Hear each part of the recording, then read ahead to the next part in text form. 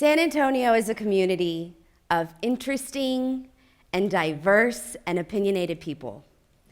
We are forward-thinking and eager to be a part of something bigger than ourselves. We are young and old and from everywhere in the world and from right here. Together, we are community, and we need each other.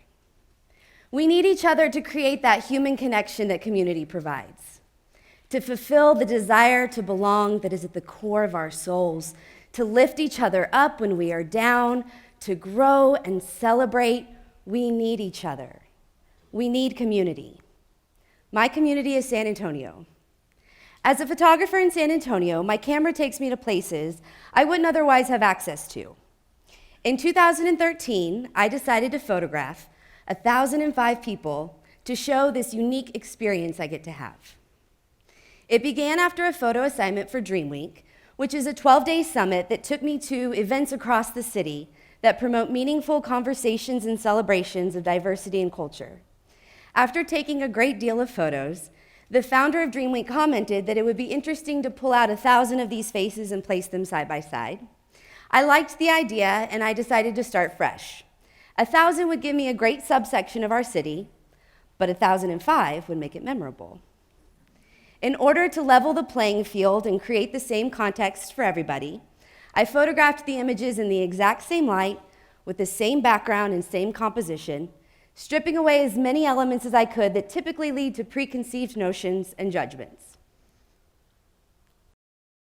It was kind of like a mugshot. Each person involved was asked to write whatever they may like onto a small marker board. There was no criteria for what they wrote. I began with family and friends, and the momentum grew as the call to action was spread via social media. I had events across the city, and I invited anyone who wanted to join. The internet was the main home of the project, but I was also able to take the portraits into public spaces. I used a simple technique of wheat pasting to display on city streets. I had wonderful gallery openings where I showed all 1,005 faces side by side. And finally, I had them published into a single book. It was a beautiful time capsule of our city. After 1 year, the body of work was complete and some interesting trends emerged. 84 people wrote just one word. 71 people wrote about love. 54 people put their sign in another language. And 90 people let their inner artist shine. They showed us their instruments and their pets. They asked us to dream and to smile and to laugh, and they encouraged our faith. And almost everyone sought to inspire. Nearly everyone who took part in this project used it as an opportunity to share something positive, to be a source of light and of love and of hope. This positivity isn't necessarily what I expected. It's exactly what I needed. As an artist, I was looking for these ways to find these ideas of community and diversity that were bigger than myself and create these universal connections. But as just myself, as Sarah, my motivation wasn't quite as altruistic. I was desperately looking for a way to get out of my own head. I had just begun a newfound road of recovery and sobriety, and although from all external observations my life looked fine, I was dying inside, and I was terribly lonely even in a crowded room.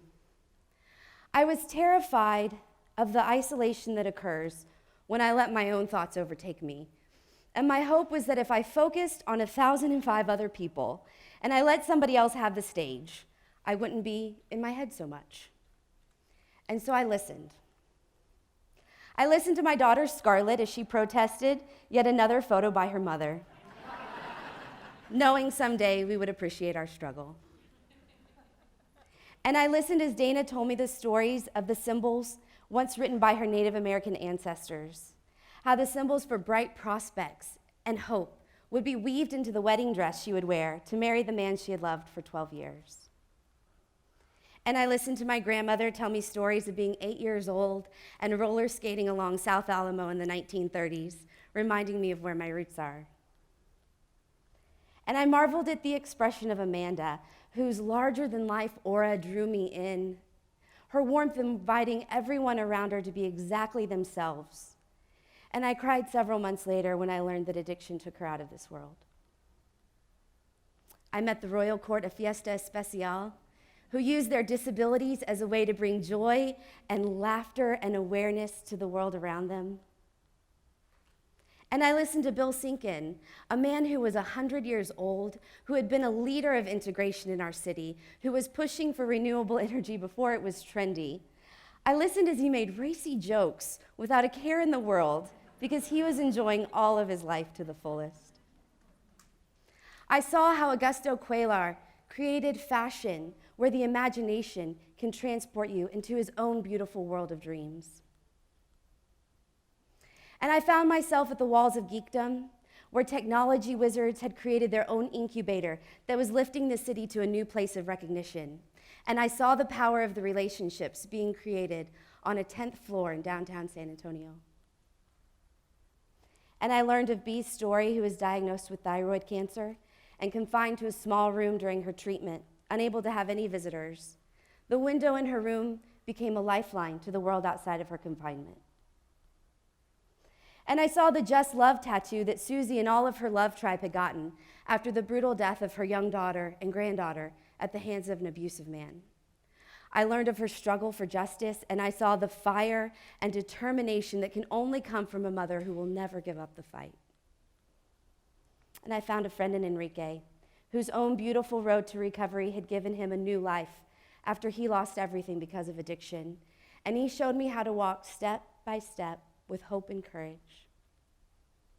I met Robert at Haven for Hope.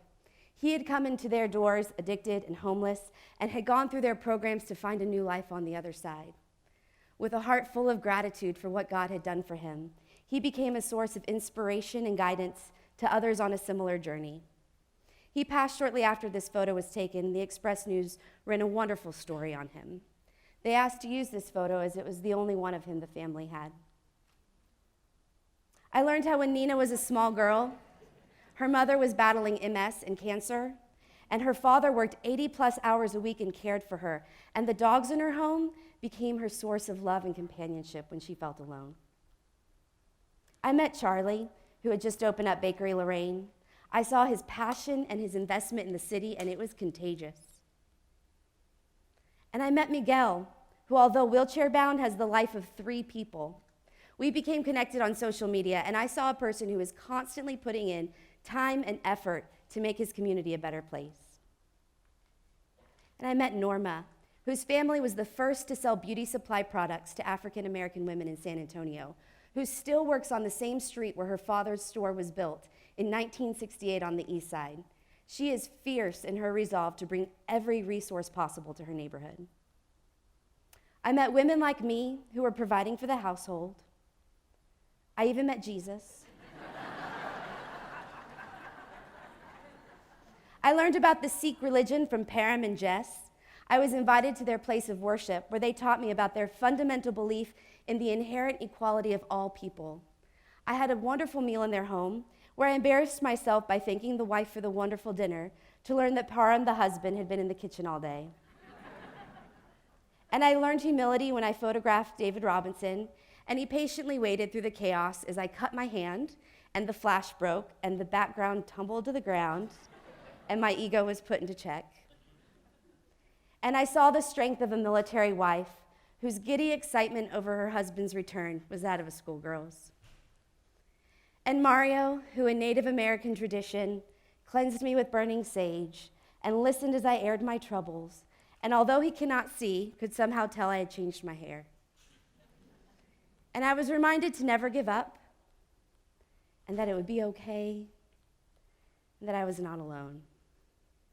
And I knew I would never have to be alone again.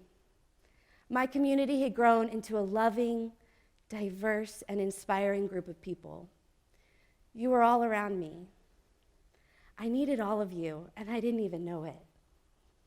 It's now my responsibility to be alive and aware and present in this moment, sober and just as I am, so that I can be here when you might need me, Because this is what community does for each other, and we all need each other.